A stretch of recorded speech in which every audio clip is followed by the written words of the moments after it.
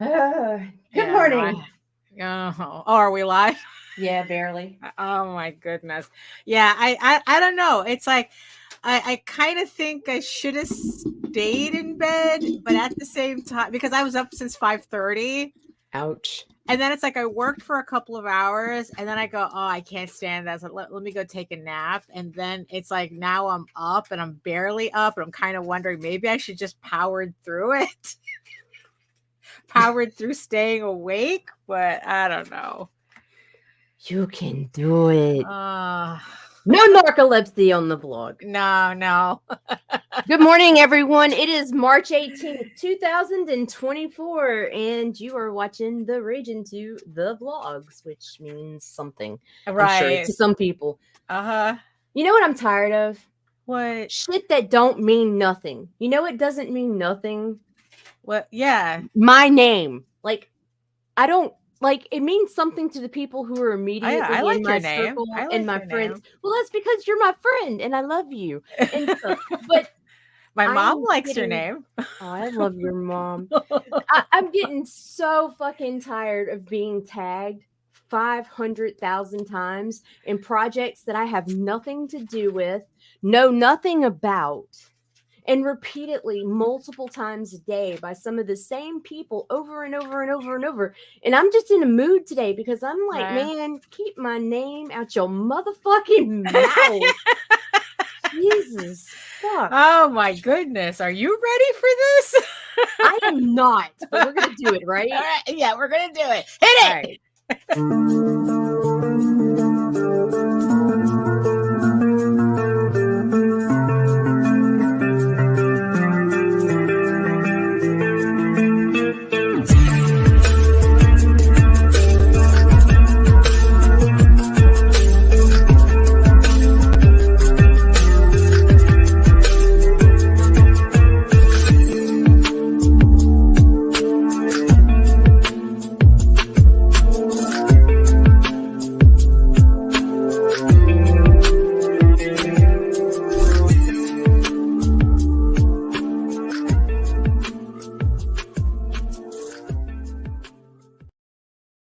So I thought about you this morning. Oh, did you? Well, yeah, because you kind of woke me up. I think you take the card down now.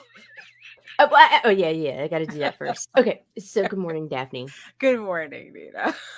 But remember Friday, you were talking about the light at the end of the tunnel, right? Right. And it's actually a Balrog. Bro, I shit you not. I did not make this, and this showed up in my feed this morning. Right. Oh.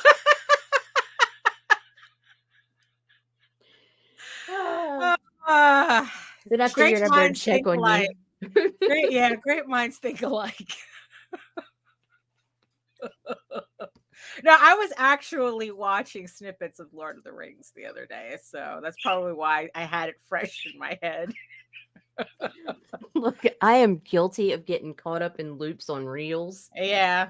And I swear to God, I think I've watched Game of Thrones through reels now 3 times. Oh my goodness. Yeah, reels are weird. Reels are weird. It's Elmore Plus, man. It's oh my God, it was so good morning, everybody, on this Monday. I can't believe that 2024 just started in March.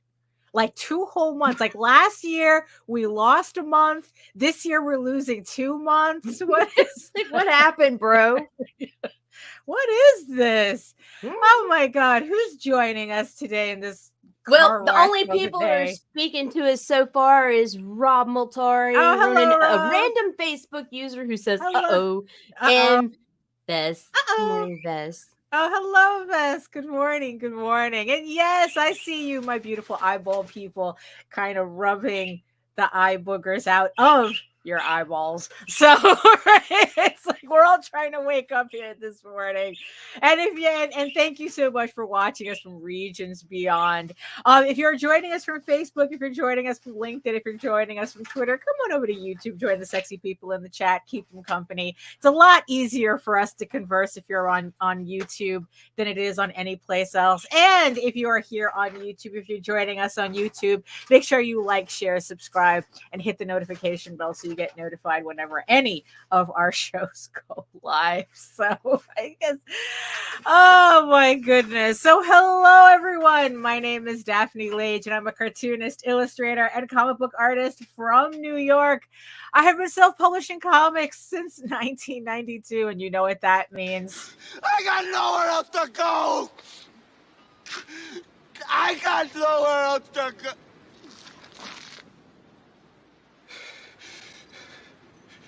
I got nothing else. And I am known for the Furry Fantasy Adventure Tall Tales, which returns to Kickstarter in April with the re-release of issues 1 through 5 of the new story arc, Tears of the Mother, and the brand new issue 6. So links will be in the show notes, so make sure you click on that so that you get notified when the campaign goes live. And I am also known for my medieval fantasy drama, Eagle Raven, Heir of the First Unicorn, which I got the books yesterday. Woo-hoo! Actually, no, I got the books the day before, yes, on Saturday. So I am packing up. So thank you, everybody, for pledging to the issue 8 campaign. I am currently in the process of packing the books up, and hopefully I can start getting them out, if not completely out, this week, except for the people who I owe sketch covers to. That's going to take a little bit for me to get, but most everybody, I'm hoping to get all your rewards out this week. In the meantime, you can read both my comics online at egoworks.com. That's EGOWORKS, and Tall Tales, TAILS online.com. And you can check out all my videos on how I make my comics here on YouTube at my channel at Daphne Lage Art, which also simulcasts through the Indie Comics Network. And to tell you more about it, here's Nita, who doesn't want her name in your mouth. I just don't, dude. I just don't. Like, anyway, my name is Nita Lanning. I'm a writer, vlogger, blogger, and I have the Google account that runs the Indie Comics Network, soon to become the Hamster Channel. Oh, yeah, I know, YouTube. Right? Swear to fucking God. Like, I'm so over people. I'm like, I just like hamsters more than people. Right. Well, I'm gonna start. This bitch is about to become something like the Pocket Pet Zoo or some shit. Right. So y'all go ahead and start subscribing elsewhere if you want comics. Well, considering that every time, yes. So for those of you who don't know, we did get a new HR person, and let's see. Yes, he comes out, and Nita has already posted videos, a reel with him, and already he is outperforming everything. He outperforms the indie comics. Swear to God, people are like, "Oh my God, a fucking hamster!" Right. And it's like, okay, dude. And his name is Jandolf. Oh, it's Jandolf. Yeah, it's Jandolf the J. No, Jandolf the Janky. Oh, Jandolf the J. I knew it was something. Look how janky this dude looks. He looks like a fucking crackhead that's had a bad morning. Like the rest of us. Yeah, right? He fits right in. Oh my goodness. So yeah, I know. It's like yeah. So like I said, Jose has a new job and we're still getting used to the schedule. And today he had to wake up at 5:30 in the morning. And I just thought it would be easier. Like, what's funny? Hey, good morning, Melissa. Hello, Vess. Hello. Snowing? How is it snowing? Everybody. Oh boy. Good morning. Like, no, snowing in the middle of March is a hate crime. Oh my goodness. So yeah, so like, for what's funny is that the first 2 weeks seemed a lot easier. And then, oh no, that's wrong. No, that's wrong. And but like today, so this is the third week, and it's like, no, today it just didn't work. I got up at 5:30 with him.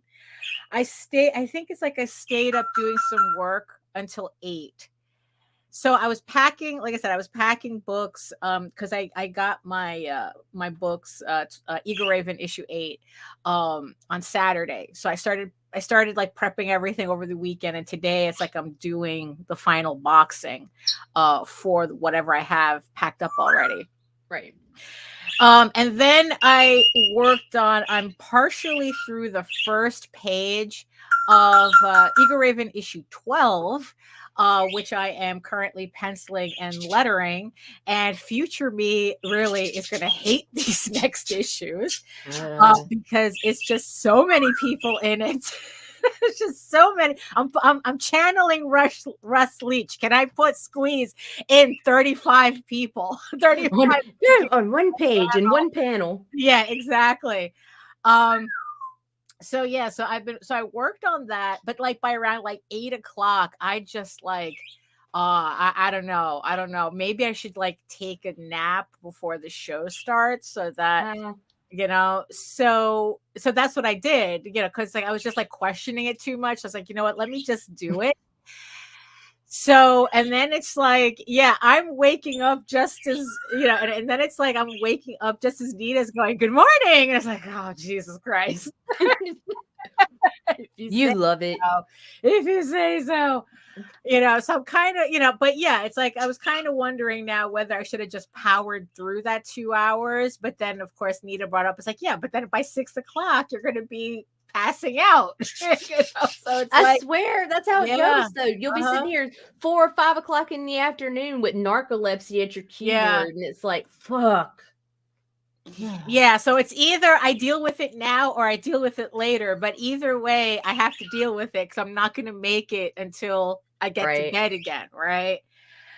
But, it's like, okay, so we got that, so we got the nap over with. So I have the rest of my day at least.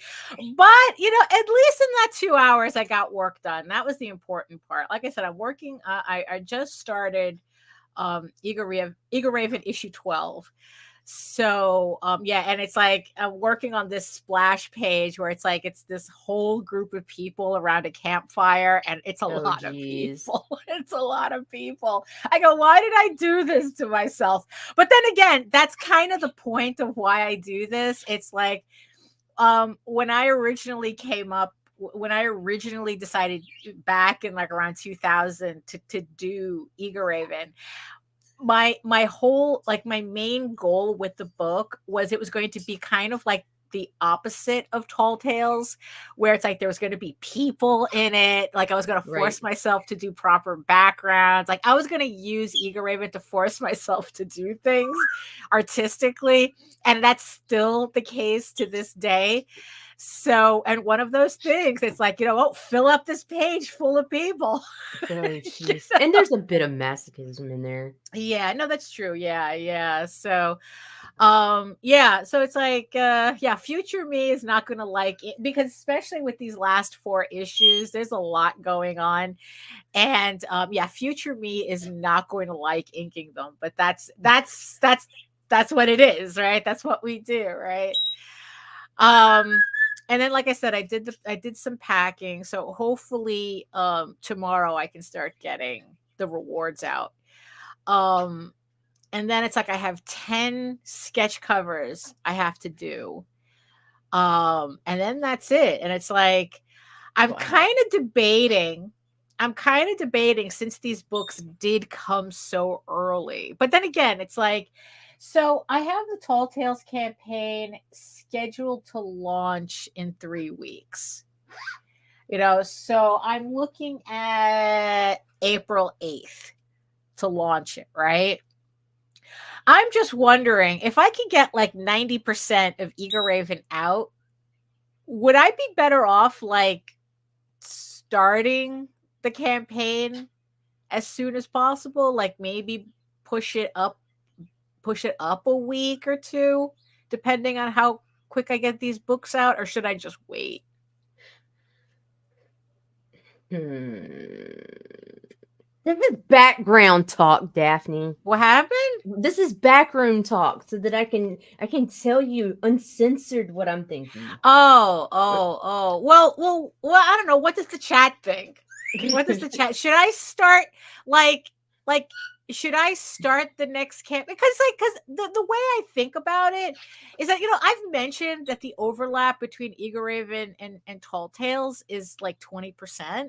Right. So pretty much there's 80% that But do you want a chance losing that 20%? Because what Right. happens is right now, especially with the economy the way it is, I Right. strongly encourage people to take some time between campaigns. Like Yeah, that's yeah. let it rest, Uh-huh. because backer fatigue comes quickly when the Right. finances are tight. Right. Yeah. Okay. All right. I mean, it's like I'm not committed either way, Right. like I'm not really in a I was just kind of like, I guess it was the excitement of getting my books so early. Well, sure. Usually I'm getting them at the end of the month, but I guess I guess my printer kind of got his shit together. Well, it's And kind of about time. right, yeah, so it's like oh, Vest says always making it harder on ourselves, lol, but it's for great art. I know. Melissa says, I keep forgetting that I grabbed one of the sketch covers this time. Sorry, not sorry. Oh, there you go. Chad, I think we should make an award show. Well, we do have a trophy, don't we, Nita? We have a trophy just for have Chad. right there. Vest says, "Don't ask us what Nita says goes." No, Yeah, I mean, I don't. Well, look, I'll take advice. I'll take the advice. I mean, in the end, it's like whether I follow it or not is a completely different issue. she is a But wild card. yeah, well, actually, no, I'm not really. It's like usually I like to stick with my schedules. It's Jose that's the wild card. Like, Oh my he'll just God, like he if drives he me crazy. if he could, I mean, if he could literally do a campaign every week, he would. And sporadically. Yeah, and sporadically. Like one would launch on Monday, one will launch on Wednesday. He'll launch one on Thursday at midnight. you know, it's like Ooh, he do be tripping. yeah. Also, for those of you also, Jose's campaign, the Oswald Chronicles, it broke free and couldn't read, is in its last 105 minutes on Kickstarter right now. So actually, let me let's put this. Where can I put this? I want to put it right here. I'm going to put it in the chat. I'm going to put the link in the chat. Yeah, so he has 105 minutes left on his campaign. He has 90 backers. He's trying to break 2,500. He's very close. He's like $200 away. So, oh, thank you, Grant. I'm just seeing his thing there where he included JD's book in his last update. Yeah, so thank you so much. Yeah, so yeah, he has 105 minutes to go on this. So yeah, and like I said, if he could, he would launch a campaign the second this one ended.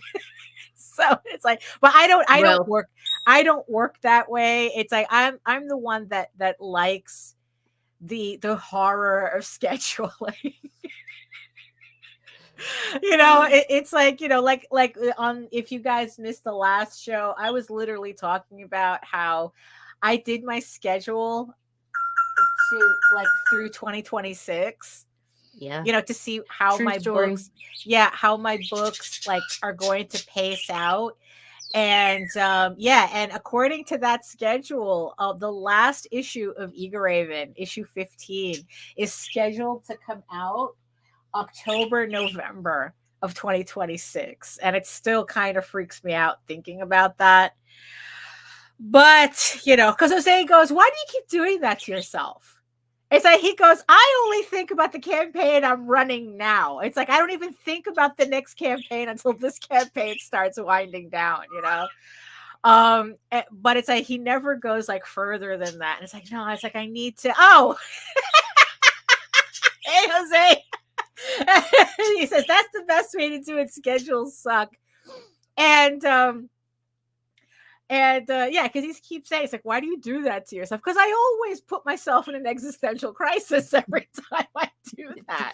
It's great at the end of every year. Yeah, I know. It's like usually what we usually schedule an existential crisis like twice, 3 times a year. Yeah. But the big one is always around November, December. Yeah, it's usually at the end of the year. I have like the big one, right? And then I usually have a bunch of little ones. Then it's like, please come back to me, Daphne. Right. Oh my Oh, goodness. Because it's like I think I've been kind of running on one for a bit now. Or I it haven't could I be haven't updated my fucking calendar since Vest. Shots with Comics was live. Yeah, Swear to fuck. Vest says, oh my goodness. Vest says you're thinking about October. Mind you, I'm thinking about October 2 years from now. And Vest says that she doesn't even own a calendar. So it's like, no, it's I don't know. Ever since we stopped going to San Diego Comic-Con, I've needed something to focus on. It's like it's like, because San Diego, right? In order to get a table at San Diego Comic-Con, you have to show them that you have something new for the show, right? Because that's to keep people who put out the same book every year. And and just kind of milking the space with one project that lasts 10 years, but it's the same issue one, over and over again, right? So you have to have, so if you want a small press table, you have to show them that what you're going to have for that release, and it has to be new. So that always gave me something to focus on. It's like, okay, we have to get these things done to have something for San Diego Comic-Con. Right. And ever since we stopped doing that, I can't even remember when we stopped going to San Diego. On one hand, I kind of miss it, but on the other hand, it's just like, oh my God, the madness of, okay, Jose. Try, sir. Yeah, try to go back to work. Don't get fired. Listening to our podcast on company time. So it's like, but San Diego is just that was madness. I mean, just the amount of strategizing and bringing stuff, and the hotels are awful and everything's awful. The con itself is great. The con itself is the easiest part. It's everything else around it that's awful. And it's like, so on one hand I kind of miss it, but on the other hand I don't. Ain't gonna lie, I hate cons. I think I really did outgrow them. But I don't know, something came up a couple of days ago that I took a punt on. Last year I took a punt on Baltimore Comic-Con.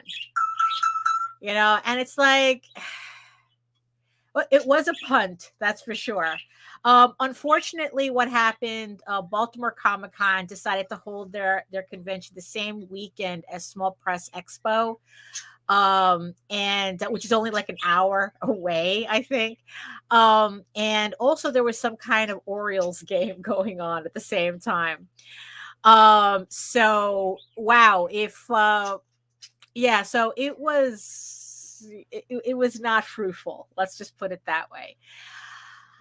And I had said, and I had said, it's like, it's like, I don't know, this is not working for me. I don't know if I can handle this anymore. Maybe I'm just too old for this shit. I don't know, because it was just a lot of prep that went nowhere. And then something popped up on my feed the other day that I literally found myself scrambling. So that I'm in my right, well, Rob, that's what I do. Yeah, Ronan. Rob says he has a love-hate relationship. Ronan says it's not the con so much as the people. There's just people there. Yuck. Yes, it's too peoply. Yeah, but what's worse is when it's not peoply enough.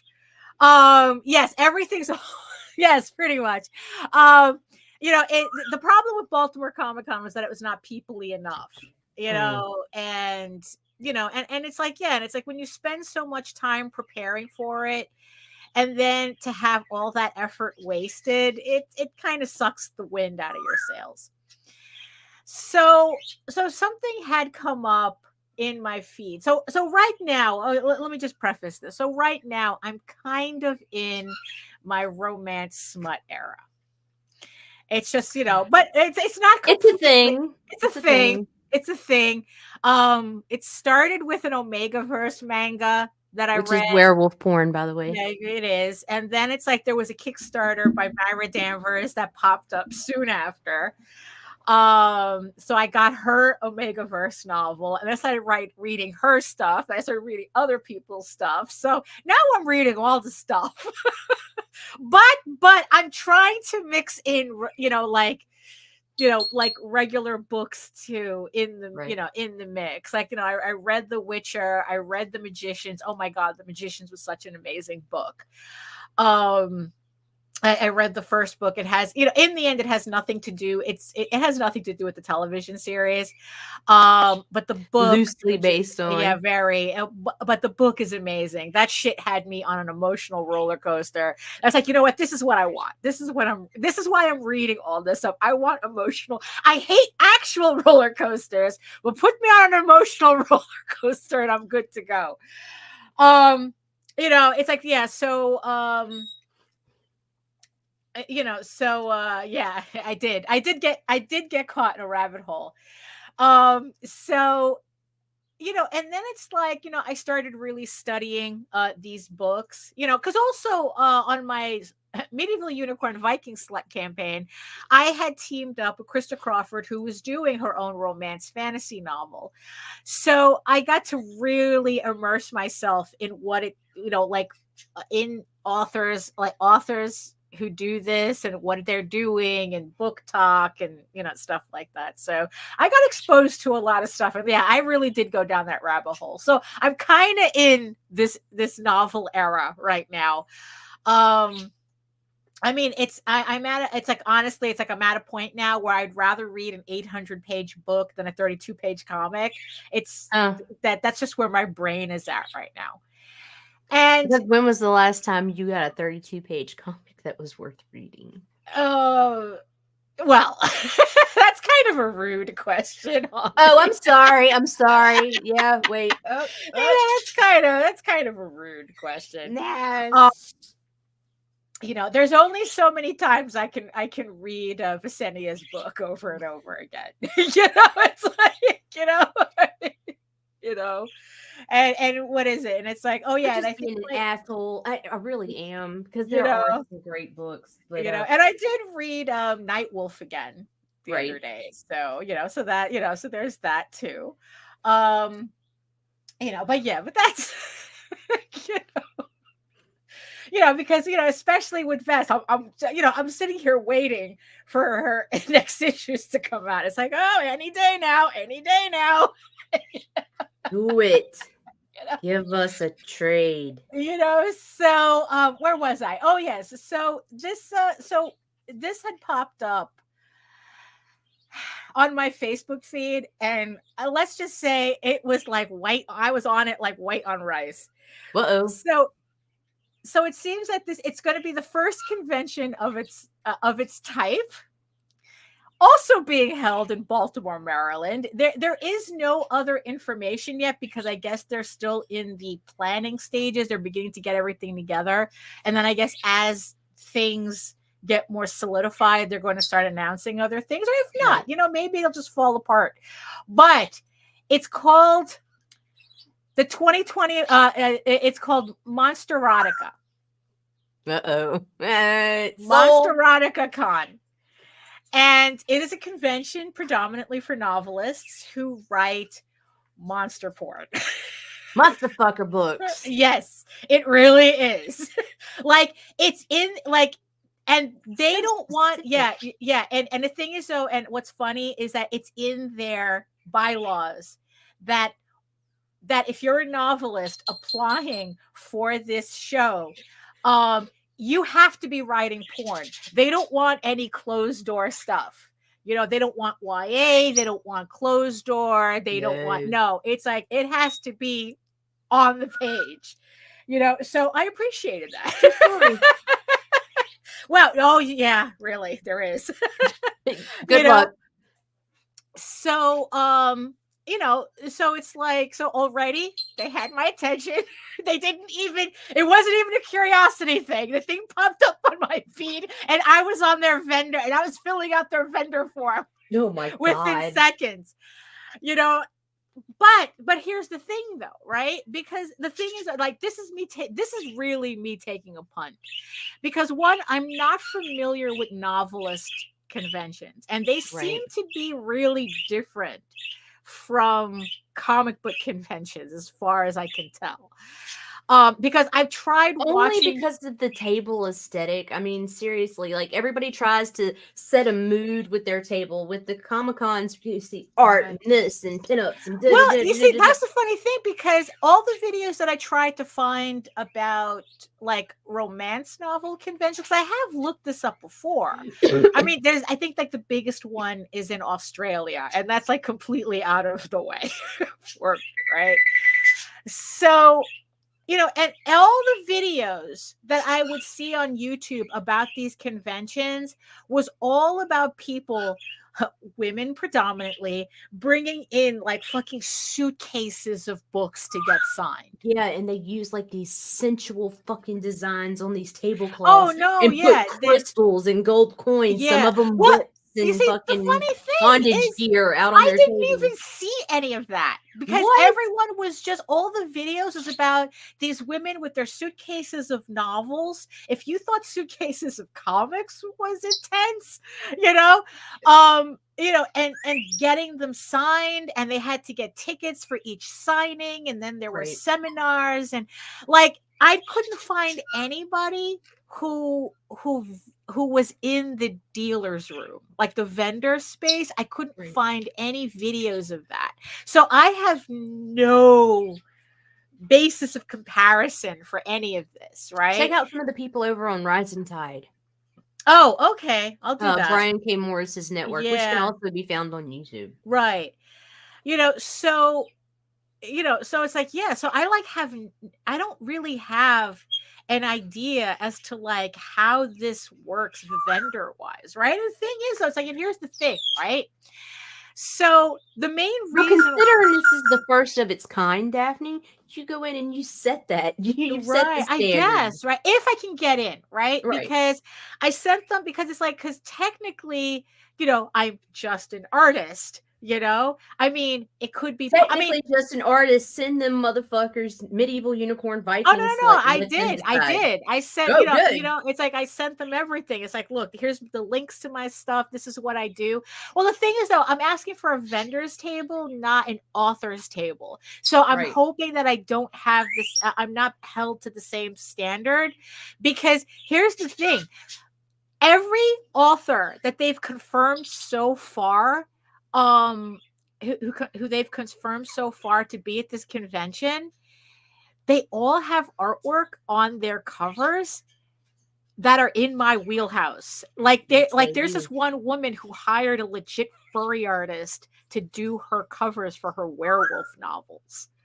And I'm like going, this is the artwork I want to be associated with. This is the artwork I can do. It's like, so it's like maybe I could just be there as an artist and see what happens. It's like, and the thing is that, and if it turns out commissions, right, that's what I'm thinking, right? Yes. And I'm already thinking about, maybe I should do some prints specifically for this to kind of start building that portfolio, because none of it is outside of my wheelhouse. None of this. I mean, it's like, this is exactly, yeah, Rob, that's how I'm looking at that. This would be, if I could get a vendor table there, that this is kind of like a way for me to expose my artwork to a completely different audience. Right. I mean, we were talking the other day about like knowing where our like kind of like realizing that in certain circles we hit ceilings, and I really, it's like, and I really do think I may have hit a ceiling on Kickstarter, and it's like, look, I'm all about the marketing, I'm all about, learning new ways to do these things, and it's like, but there just comes a point where you kind of have diminishing returns for the amount of effort you're putting in.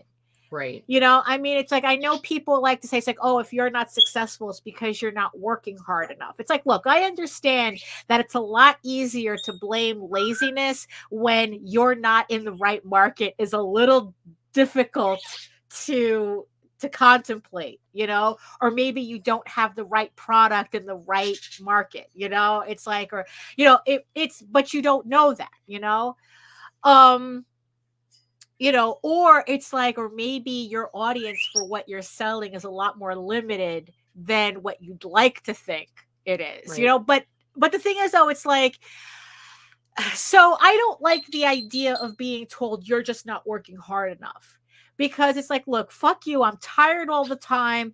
I can't, it's like, I don't even know what it means when they say, oh, you're not working hard enough. It's like, what does that mean? What does that mean? It's like, just seems like something that people throw out so they don't have to have this conversation. You know, it's like, you know, it's like, what? It's like, buying Facebook ads. I did that. It's like, what? It's like, you know, and if you're not careful, that networking. can hinder you. Yeah, exactly. It's like, you know what? It's like networking on Kickstarter, doing other, you know, it's like doing other platforms. You know, it's like, oh, you know, Cross try promotion, YouTube. Yeah, social right, media. exactly.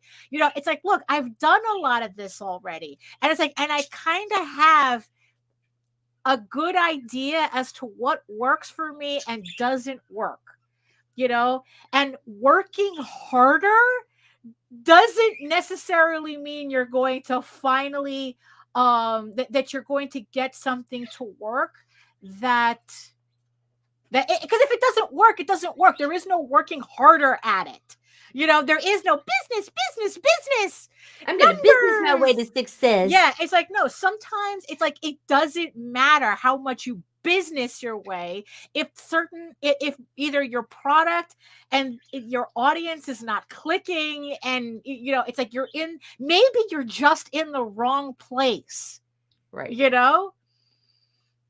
So when this kind of came up, it's like, you know, I should do it. Like I really, like, for a split second, I was like going, but that's not comics.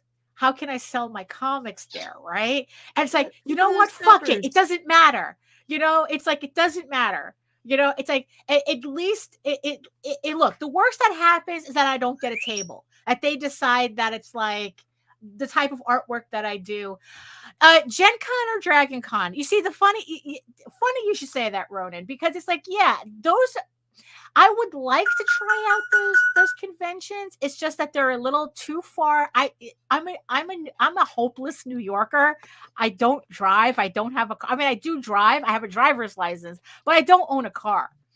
Right. So without that, it really limits me as to where I can actually consider going. Right. Baltimore was on the table because my sister lives in Baltimore. That's why I ended up going to Baltimore Comic-Con, which technically I should probably try to do again. But I don't know. Like I said, this last show, so it's like, yeah, technically Gen Con and Gen Con, Dragon Con. Dragon Con's in Georgia. Gen Con, I think, is all the way in Arizona. I think that might be a little too far for me. But like Dragon Con, yeah, it's like, so yeah, there are certain things I kind of have to not. Oh yeah, Melissa says cons have been so expensive that you need to be absolutely sure that you'll break even at least to make it worthwhile. No, and that's part of the point. That's part of it too, because like driving to Dragon Con, like let's keep it more localized to me, because I think, like I said, I think Dragon Con is in Georgia. You know, there's the drive out there, there's a hotel out there, there's the convention itself out there, you know, and motherfuckers gotta eat. Well, if I were to drive out there, I would pack food for that. You know, it's like, that's the thing. That's you know, but like I said, I don't have a car, so that really limits. So yeah, so the second I read Baltimore, Maryland for this convention, I was like, I need to be there. Rob says that's why I don't usually go to the same cons every year unless they're more local. It's true. Yeah, because it's a lot. Glenda Tiana, try it. That's all you could do. And yeah, I know. And in the end, yeah. So when it comes to this con, right? So two things converged, right? It's the fact that I'm in my fantasy smut era, and also the fact that it's in Baltimore, Maryland. So, and I'm hoping that they'll hold it in the city center that my sister only lives 8 minutes away from. Right. So Baltimore's like this big. So I think that no matter where they hold it in Baltimore, I should be okay. So it's like, okay, without knowing anything about this convention. So I already filled out the form. Like I said, the worst that happens is that they think that my work and their convention is not a good fit. Right. It's like, but the funny thing is that I don't know. It's like, because of how close it is, I might, even if I don't get a table, I might make it a point to go out there anyway, just to scope it out. I would do that. Just to kind of like get a feel as to like, okay, what am I missing out? Did I miss anything? For all I know, this could be the only year they do it and that's it. Right. But at least I'll have that information, right? So yeah, so it's like, so I'm already thinking about, okay, maybe let me start building a portfolio kind of catering to this, because I figure if I do like one piece a month, because the show is next year, so it's like, okay, I could do a piece a month and not stress myself out. By the time the show comes around, I have 12 pieces. Right? I mean, it's like, there we go. Yeah, exactly. Worst case scenario, you network and you meet people. God forbid, right? Exactly. Right. Gosh, all this peopling. So yeah. So it's like, so you see, so there's certain times that peopling is good. Yeah. I give you that. And and like I said, it's also surrounding myself with people who are completely out of the way to what we do. It is like, because sometimes you really do like community's nice, but sometimes you kind of have to see what's outside of the community to see whether you're missing it. Well, we've got to travel. Yeah. It's like, so it's like, yes. So it's like, oh yeah, the worst case scenario is that you have a calendar. It's true. It's true. 12 horny images. Probably I would have to kickstart something like that. So I mean, yeah, it's like, so yeah, so I'm taking kind of a chance with this. Is like, is my stuff, it's kind of like how some comic book people can do horror conventions. Right. Or it's like, or they can do like sci-fi conventions, high fantasy conventions. Yeah. Right. Yeah. It's like, yeah, you see, the funny thing is like, had I have, yeah, again, the car thing, that I probably would have looked more into like fantasy conventions as well, because they're usually like a mishmash of authors and artists. But again, it's like, because I know a lot of that's usually like a lot of and we would keep the AI garbage out. Yes, Pornuary can be the new Spawnuary. I agree, Lou. That sounds like a challenge. Yeah, we should. We should totally do that. Oh, I think there is a monthly. It's Kinktober. No, Pornuary. Fuck Kinktober. Well, Pornuary works too. Pornuary. Yes, we can do both. We can do Kinktober and Pornuary. So not having a car is kind of a drag. Even though I haven't gotten to the point where I actually like driving, but that's probably because I haven't driven enough. No. But some people, it just never becomes your bag. Yeah. But the thing is, though, yeah, if it's like, so if we ended up with a car again, yeah, it's like probably I could see Jose going, "Oh, we're going to conventions now." I go, "Are we?" Ah, I can really see that happening.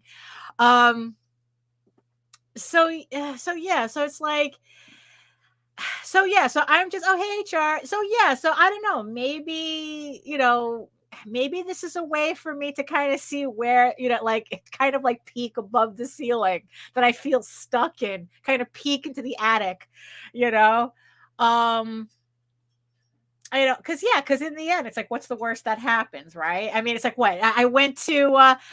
Glad in CC, this lady had her sexy pinup calendar and signed cards. She was selling like crazy. Comic Con. Which Comic Con? Well, I mean, that could be any Comic Con, really. yeah, they usually do. Yeah, there's always, yeah, because I know, like, yeah. I mean, yeah, you have to, you know what? In the end, you have to go to where the audience is. And I'm trying Right. to find whether my audience is expandable. If nothing know? else, I think your clientele list will be. You Like, I know? really think if I think the absolute worst case scenario is you go and get commissions. Right. I think so Best too. case scenario, you have found an extension of your tribe and Right. your audience Because, grows. yeah, because it's like, especially since, I am working on the Eagle Raven novel. I Right. am working on several novels. It's, I've been working on these novels since technically I started doing Eagle Raven. I think it's like the 2021. It's like I wasn't even on my third campaign when I just had this hankering to write a novel, a sequel novel to the series. So that's there, right? And the thing is, and it's, on the page smut. So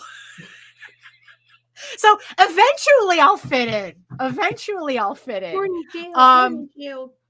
but yes, I have a wing. I don't have a jail. I have a horny wing named after me. Yeah, New York. You know what's funny, Glenda, Tiana.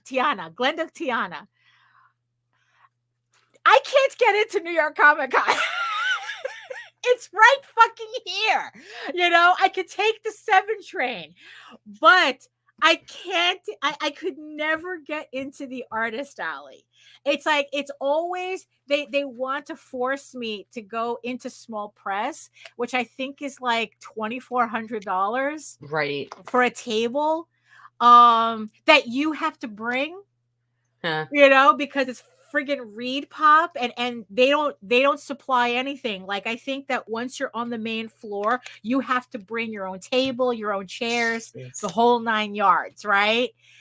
And it's like, that's you see, but the artist alley is like 500, but they supply you with the table, because it's an artist alley, right? But ever since that one guy, when I had to call up once, that to tell you how long ago this was, and I had to call to try to reserve a spot in the artist alley. And the guy told me, it's like, oh, no, we're not going to give you a table, because if somebody famous wants it, we don't want you taking the spot. Oh, okay. Right. So I always kept that in mind every time I signed up for when the artist alley opens for Comic-Con. And I always, I signed up for it, but I've never gotten it since. Because I guess like it's like, now it's like, oh, if you're not working at Marvel or DC, then they're not giving you a spot. But even then, we know people who work at Marvel and DC who haven't been able to get spots either. So obviously, like, well, you're not famous enough at Marvel or DC to get a spot in artist alley. So, yeah, and it's like what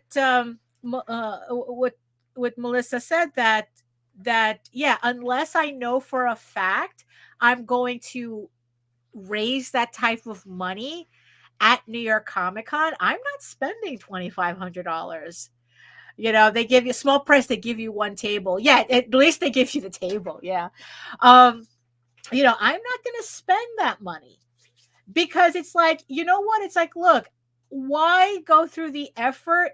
Yes, it is Reed Pop. after all. Always dirty tricks. Yeah. So it's like, because if I know for a fact I could put up a Kickstarter and raise at least $1,500 just being in my pajamas, why would I take that chance at New York Comic Con, which I have done before, and maybe make half that? It's like Kickstarter is a better ROI for me. Right. So it's like, yeah, it's a very frustrating landscape to navigate. Because like I said, it's like, oh, you're not working hard. You have people, say that you're not working hard enough. You better. And it's like, and it's like, you know what? It's like, look, I'm doing what I know works for me, and I know definitely what doesn't work for me. And if it doesn't work for you, all the hard work isn't going to make it any better.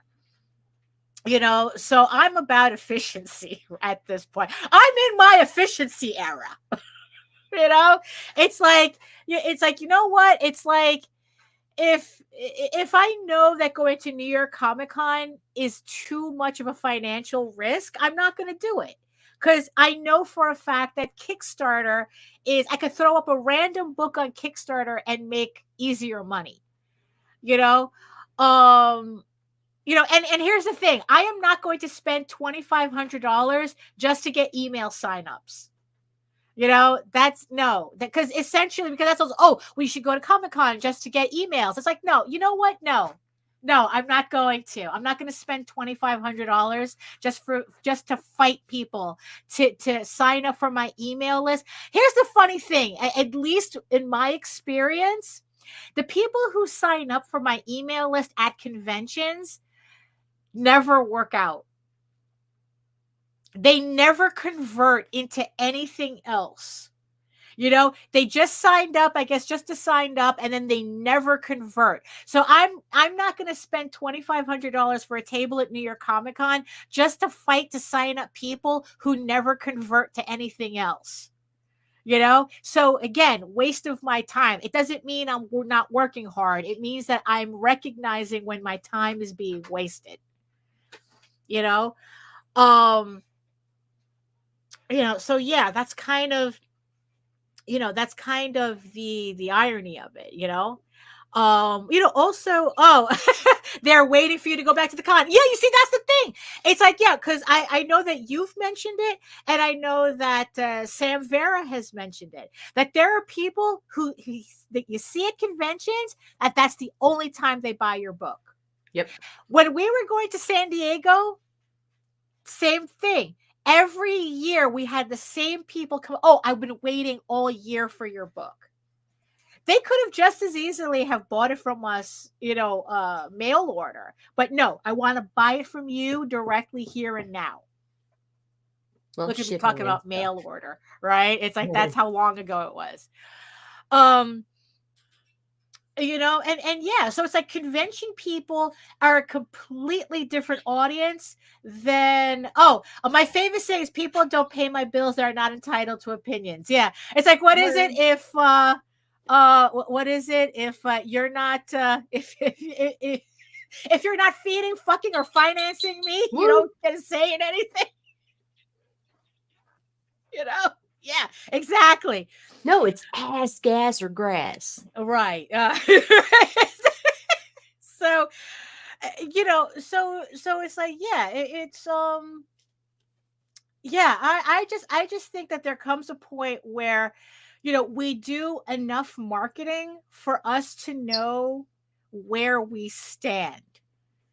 I mean, really, there does come a point where it's like, okay, I'm doing this, and this. It's not working. Does that mean it's like the answer is not, I'm not working hard enough. The answer is, what is this information telling me? Right. It's like, if you hit a ceiling, if all of a sudden you find yourself only these same people will love me if I give them a shot glass and a retainer holder and a branded, and this brand new enamel pin, which is actually nail polish. But you get my point, right? No, yeah, it doesn't make them love you more. Because that's also another, because it's like, for me, it's like, because because I've had people, oh, you need merchandise. And I go, no, I don't. Because I don't sell enough books to justify merchandise. You know, it's like, if I can barely sell my book, what makes you think that they want a tchotchke? And you know what? And even if they do want a tchotchke, they're buying the tchotchke. They're not buying my book.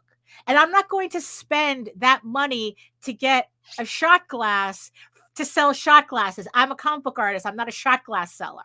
You know, has wares. Yeah, exactly. You know, so that's like a whole other thing too that I've said. It's like, okay, this is not efficient for me. That's why I haven't really come out with anything. I have vendors, I have product that I have ideas for, but I've never. I have yet to pull that trigger because I don't see the return on it. It's like, yeah, I understand, you know, having a shot glass with your character on it looks cool, or have a little plush animal. Oh, that's cool. But it's like, are you selling wares or are you selling comics? Right. You and I have nothing against wares. In fact, right now, I wish I would have bought me a Snowpaw hoodie because I am fucking cold. Oh, well, you know. So I have to get one of those. But I would back Rob anyway. My point is the merchandise is not going to make people fall in love with your fucking book. Right. Yeah. They have to be in love with your book to want your merch. It's what I learned about doing fan art prints. Because I did that for a while. I did fan art prints for a while. Because that's what people say, right? Oh, you need to do fan art prints to attract them to your original stuff. Yes and no. You know, it's like that's kind of like a mixed bag. Because what I learned is that people who just want Deadpool and Harley Quinn prints don't give a shit about my fantasy furry books. Right? So technically, I could look at that information as well. I did the wrong fan art. You know? But the thing is, though, is that I haven't been doing conventions enough for me to test the other end of that. If I did Game of Thrones fan art, would that convert? If I did Disney Robin Hood artwork, you know, it's like, would that convert? If I did Lord of the Rings fan art, would that convert? Right? I don't know. I haven't been to conventions long enough to test it, but at this moment, I don't feel the need to. I think it could. I just don't think. But I don't have any real. Is it going to be worth? Right. You know, it's like, you see, because although technically this is the experiment I'm thinking of doing with this convention, Monsterotica, right? Because dildos.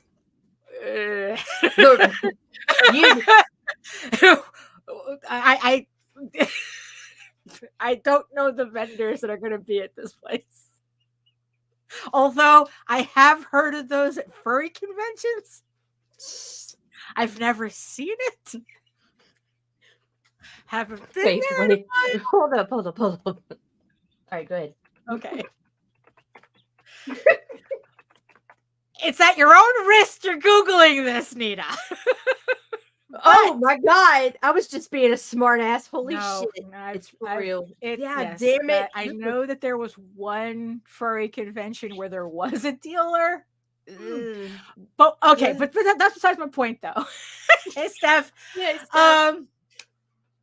So technically, I would rather do this type of artwork, you know, this werewolf because one is closer to furry than you know, it is closer to furry, so it is so technically I'm already doing that type of artwork already. You know, I mean, so it wouldn't be too much of a stretch. But also in the end, though, the artwork is going to serve a different purpose than just me selling prints. Right.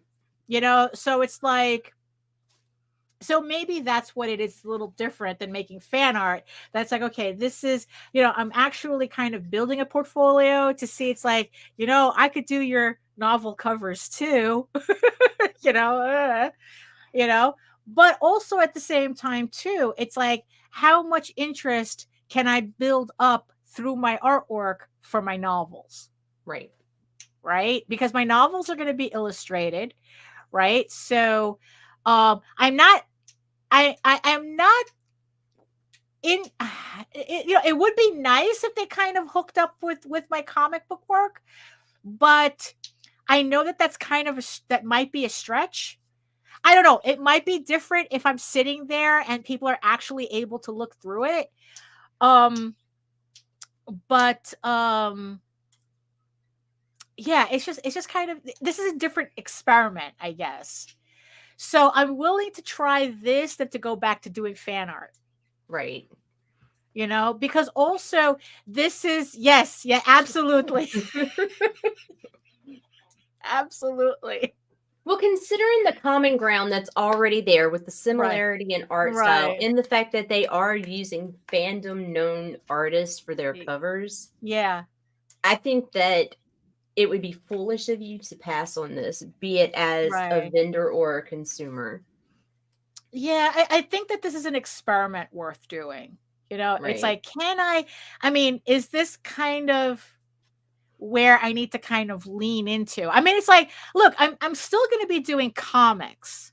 Well, sure. Right.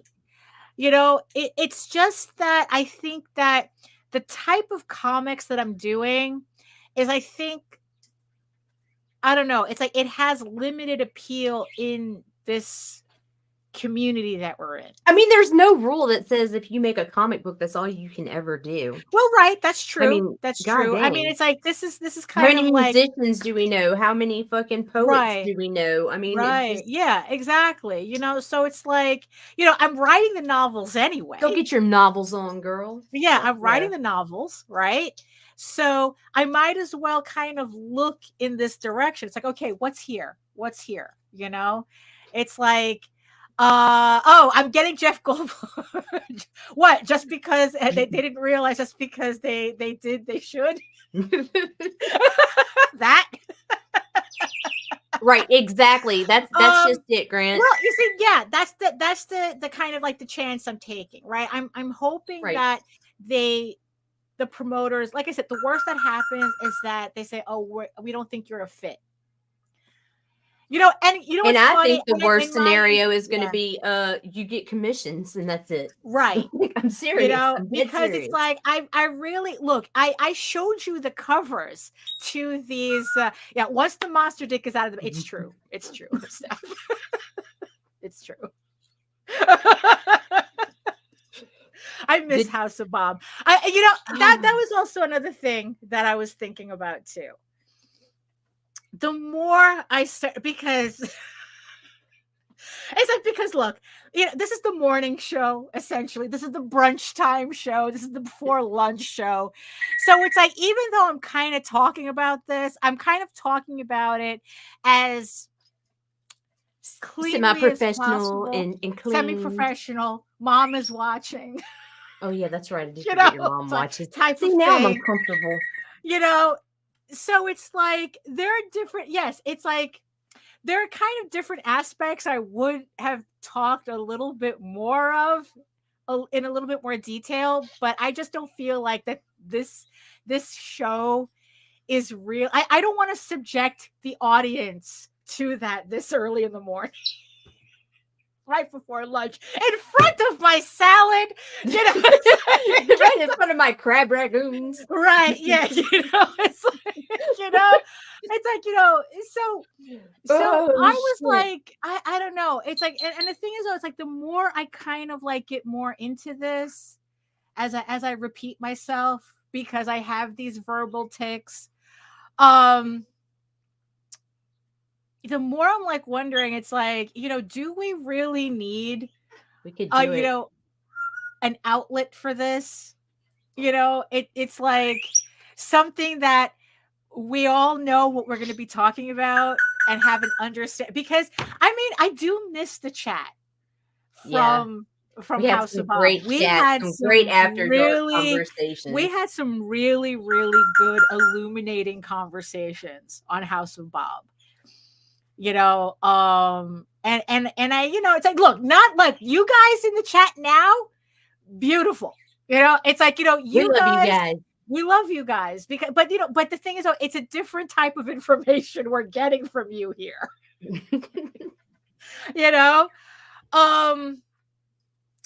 So it's like, so it's like, I don't know. It's like, because, for those of you who don't know, we used to have a show called House of Bob. Actually, we used to have an entire channel as well, just dedicated to erotic artwork.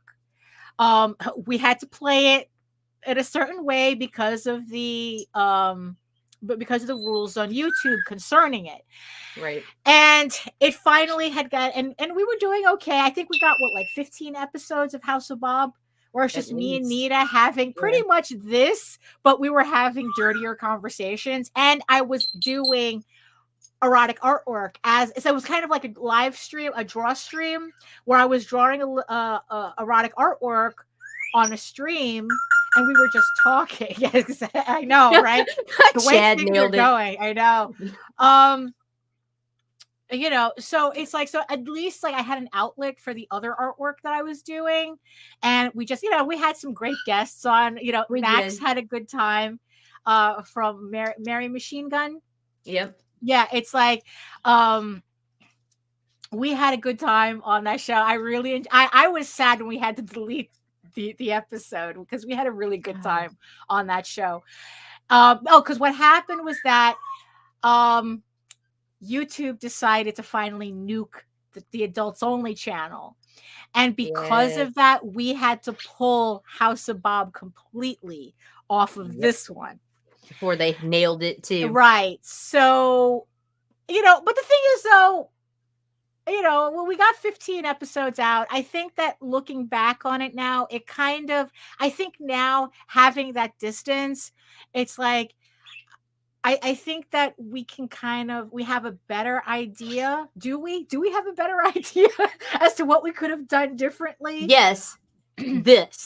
I'm not blaming you, Chad, but I'm going to say this. We should have kept it with just the two of us. Right. And set it to House of Bob, because someone got carried away. And it caused a question of a comment that could have been taken as pedophilia. And there was some. It was a very questionable interview, and I should have pulled it, but I knew what they were getting at. But apparently, not everyone did. Mm-hmm. Yeah, it was. But I think with the two of us, we could have been fine. Right. Yeah. It was. Yeah. It was kind of.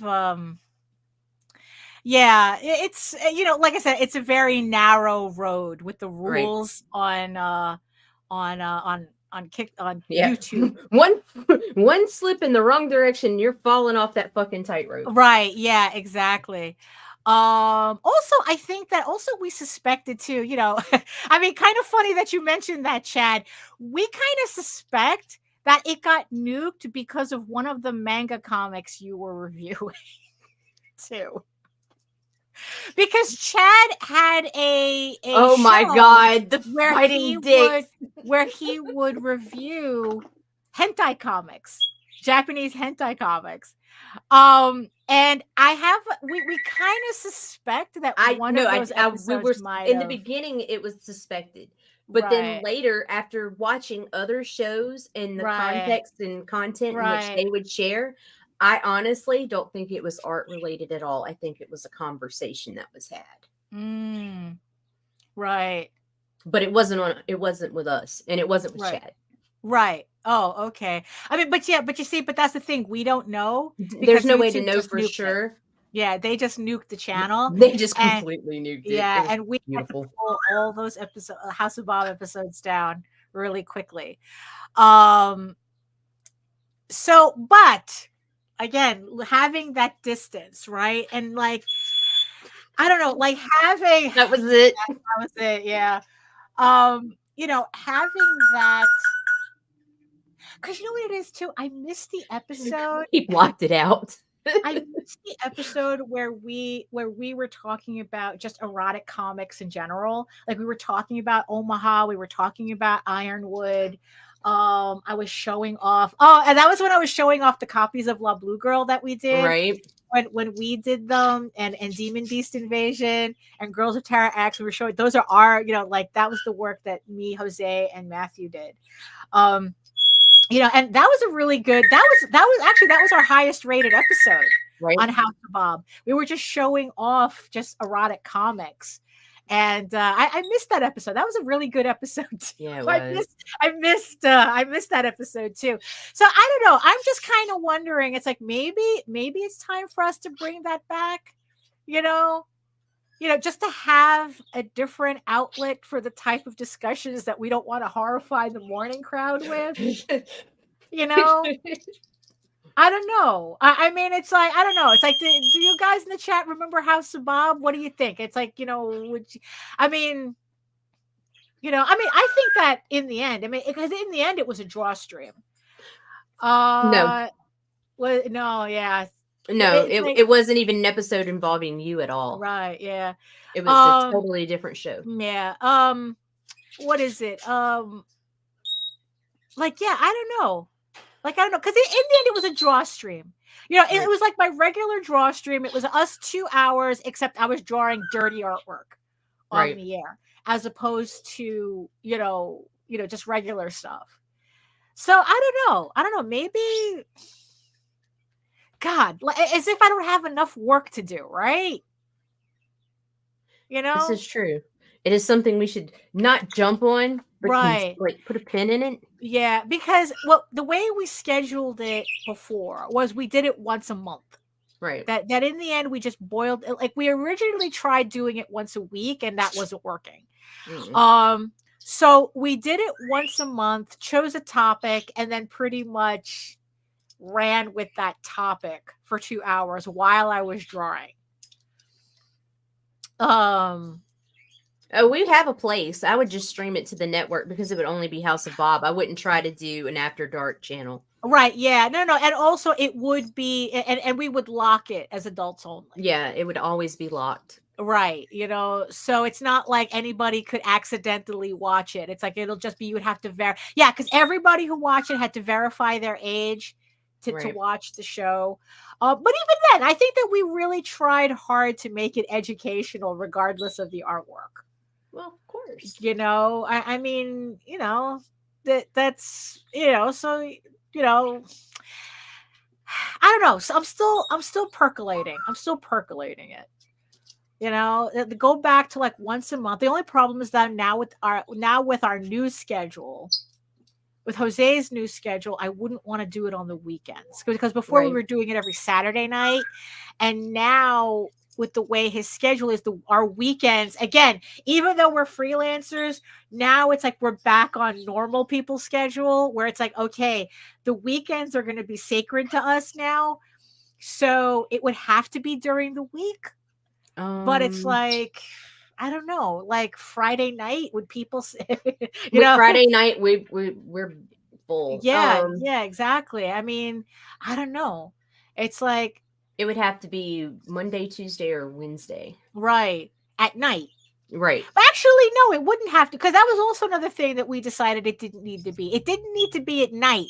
It's just that people needed to be prepared. They need to be age verified. But I'm just looking at slots, period, that are wide open. It would be Wednesday morning, Wednesday night, Tuesday night, or Monday, because now every night is taken, or Sunday midday. Right.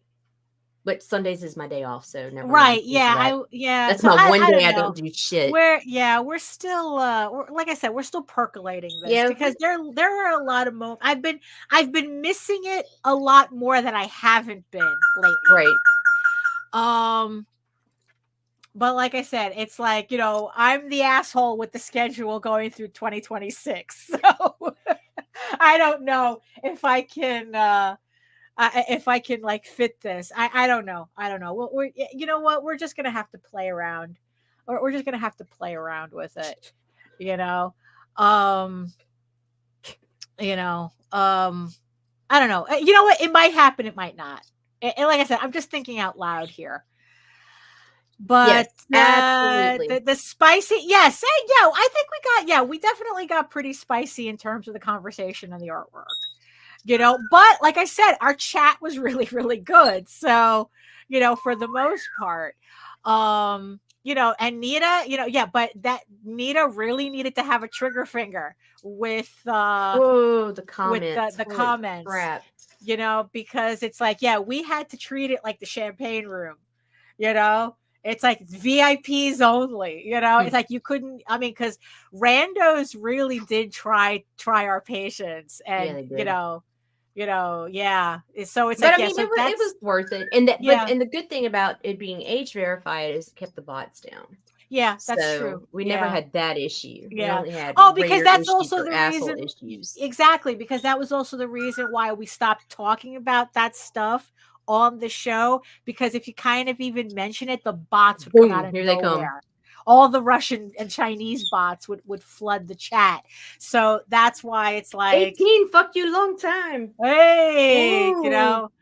I mean, all over. Just yeah, really. So that's why we make it a point not to be,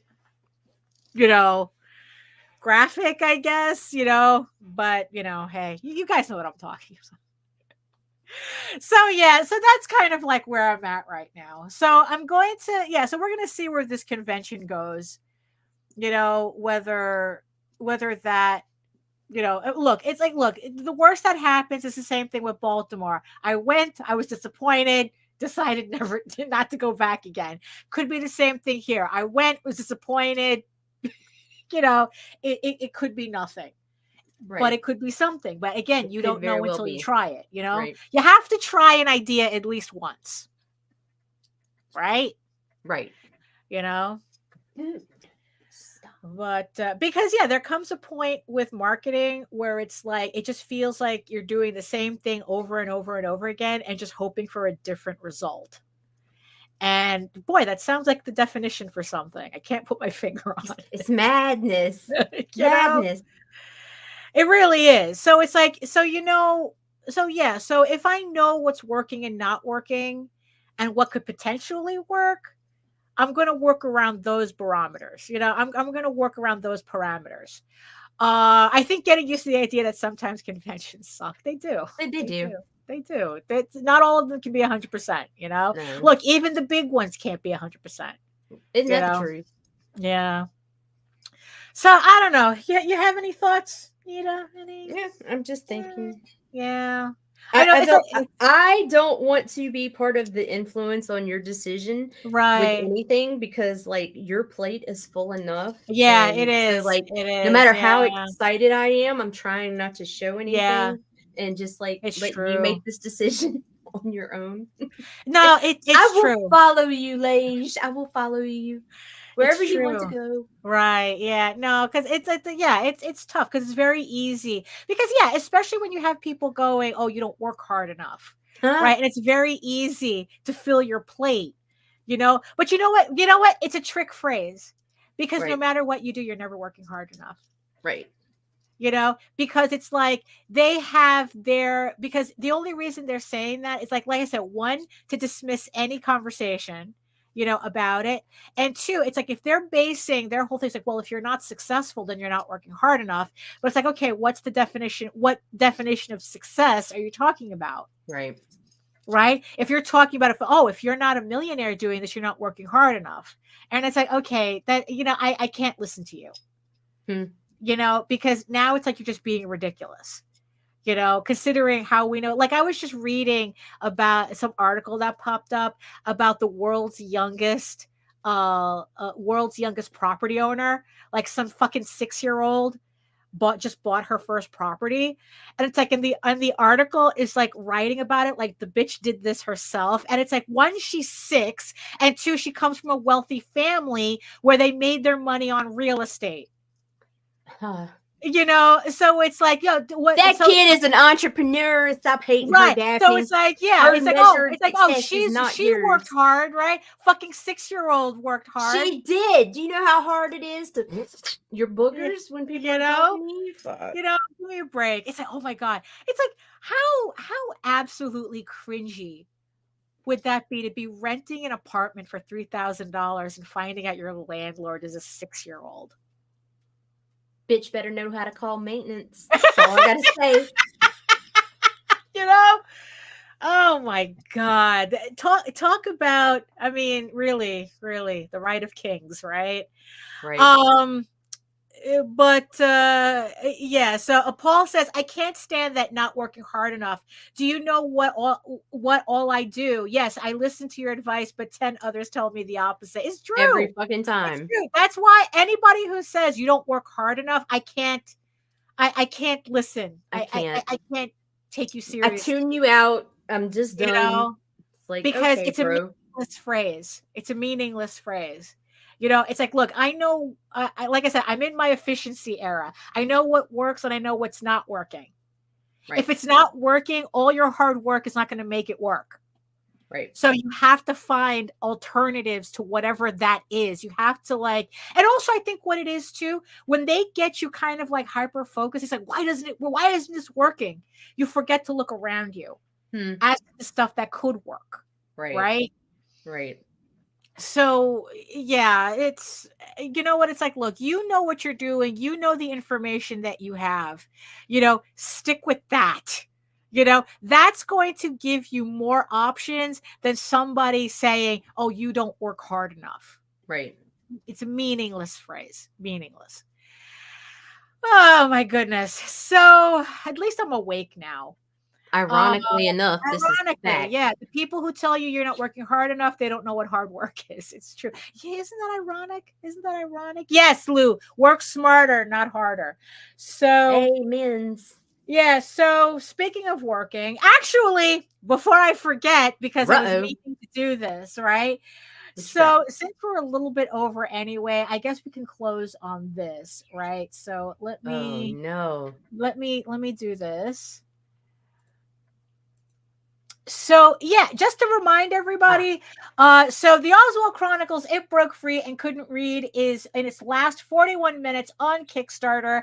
So the link is, we did put the link in the chat, so you can go click on it if you haven't pledged already. 41 minutes left to go. This is volume 4 of the Oswald Chronicles. It is a complete story in this volume. So if you're just hearing about it for the first time, this is a really good jumping on point. It's a complete story in one volume. And also the cool thing about it is that this book also includes the actual prose short story that inspired this comic. So you get to have this in both flavors, and that short story is going to be available as an EPUB as well, so that you'll be able to read it on your e-reader if you're using a Kindle or anything like that, or a Nook. If you can read EPUB files, you can read the short story that inspired the comic itself. So you have 40 minutes left to pledge on the campaign. Also on Kickstarter right now, Snowpaw issues 1 through 3, 9 days to go, 415 backers. This is Rob Boltari's book. It's the 3rd issue of a 4-issue limited series. It is also on Kickstarter and because we practice nepotism over here, we have 2 people who we absolutely adore that have covers on this campaign. You should totally support them. We got the Cineos cover, which is beautiful and incredible, and of course my baby's beautiful cover too. So absolutely. So definitely check those out. So that's also on the campaign as well. Also, speaking of novels, the 2nd volume of Sky of Thorns, the Vandalore trilogy that I did a crossover with Krista Crawford with Medieval Unicorn Viking Slot. What a combo. So the 2nd volume is on pre-launch right now. So it is Secret of Thorns by Fleur de Villani. That is on Kickstarter. So make sure to hit the notify me on launch. I'm hoping to do more crossovers with her in the future, so keep an eye out for that. Also, we have Homestead, a Native American Western werewolf graphic novel. Speaking of werewolves, 14 days left to go. This is who is the Dirk Manning. This is also on Kickstarter as well. 14 days to go. I think this is also a trade paperback with a hardcover option that's phenomenal. Oh, there you go. And speaking of hardcovers, we have Boston Metaphysical Society Volume 1 on pre-launch as well. Madeline Holly Rosen. This is a steampunk Lovecraftian type of story, kind of like I think like Detective kind of feel. YA type. Yeah. So that's also available in hardcover. It's the collected comic book issues in hardcover. And also, if you're looking for something a little different, the Apathetic Mouse Man. It just reached goal. Has 24 days to go. If you really like that underground style, I highly recommend it. I'm This a big book's fan hilarious. of The Adventures of Rabbit Man, which was Mike Sear, who did that, and he's also doing this. I recommend them both. Rabbit Man is available on this campaign as well. Also, she was in the chat. Now she's on Kickstarter. Melissa J. Massey is the Alchemist of Aurelia. I'm sorry if I butchered that. 1 through 4 is on Kickstarter as well. Hit the notify button so that again, you get notified when the campaign goes live. Right. And especially for those of you who are into this sort of thing, because that's why we were talking about House Above, because we could have featured this more clearly on House of Bob. Succubus did issue 3 by Astral Ticket. This is Isaac Fox's book. He has 3 days left to go. He has all the variant covers. If you love collecting variant covers, this is the campaign for you. It's a Ichi inspired, kind of like what is it, Porky's, but with demons. So that works. If you enjoy that, that is on Kickstarter. 3 days left to go. Also, if you're into this type of book, Cave Woman, The Power of 3. The reason that this caught my attention was because Greg Williams of Animal Mystic fame is on this campaign, and also Kirk Lindo. That's a name I haven't heard in a long time. Actually, Cave Woman is one of those OG books that I have been seeing practically since I started doing this. So the fact that it's still around and still publishing is amazing. So very nostalgic, 13 days left to go for this book. So again, if you like variant covers, you like the sexy girls, sexy cave women fighting dinosaurs, where the wild love it. Things are. Exactly. You love it. It's on Kickstarter as well. And last but not least, speaking of, we have our very own Randy Zimmerman and Russ Leach working on the Shadow Kingdom. So this is not inspired. This is actually a Robert E. Howard story. I think one of his first ones. His very first story. I think this is featuring Cole. Yes. And this is before Conan. So this is his very first story that Russ Leach and Randy Zimmerman adapted into a very faithful comic book edition. It's very reminiscent of the Savage Sword of Conan comics that came out through Marvel and Dark Horse, because I have the Dark Horse editions of those. Yeah, and Russ did amazing. So art, it's man. Like this is so this is. So if you really like that old school Conan, Kull the Conqueror, barbarian, type of stuff. And also it was funny, like Randy was talking about, like the whole trope of lizard men actually started in this story. Yes. So it was just really talk about kind of like, a fountain of, of knowledge, odd knowledge. So if you're a big fan of this type of work, of Bronze Age, Basima style artwork, this campaign is live. It has 25 days to go. They're halfway to goal. I know Jose picked up a copy already. So go over to Fund My Comic, where the Shadow Kingdom graphic novel is available right now. Nice. So I think that's a good way to end the show. Thank you so much, everybody, for joining us today. Thank you for everybody in the chat, helping me through my daily existential crisis. that might be a theme for a while. I don't know. And thank you so much to my beautiful eyeball people watching us from regions beyond. Thank you so much for staying with us this hour and a half. I know we've been going over lately, but you know what? What the heck, right? You know, you got to see all these great books that are on crowdfunding right now. So, you know, like I said, I think it's a good way to end it. And I feel awake now. I feel actually Now awake. it's time to work. Yeah, now it's time to work. Now it's time for me to finish my first page of Eager Raven 8. I have to finish that Snowpaw piece. I spent the entire weekend doing this background that everyone is not going to see, but I had to do it anyway. But so I have to finish the Snowpaw piece, and I have to go finish packing Eager Raven issue 8. Oh, it was the first page to Eager Raven issue 12 that I have to finish penciling. So yeah, I got a lot of work to do today. So thank you everybody for joining us.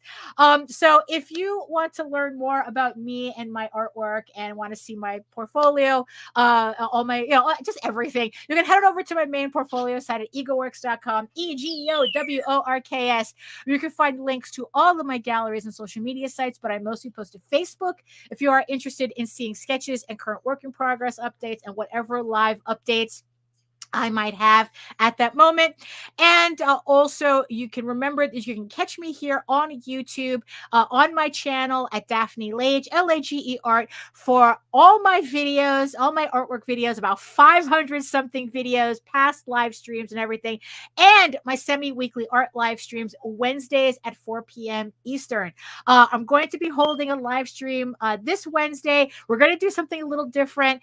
We're going to be doing kind of like a drawing class. We're going to be all learning how to draw hands at the same time. We were talking about this on the last live stream, and people seemed really, really interested in it. So for 2 hours, we're literally going to be practicing drawing hands, because I swear to God, with all this talk about like all this erotic art stuff, the most erotic part of the body that you could draw is the hand. So we're going to be going all out with hands, drawing hands on Wednesdays. So join us if you want to practice or just watch me mangle shit up, because there's a reason why we like hiding hands to begin with when we draw.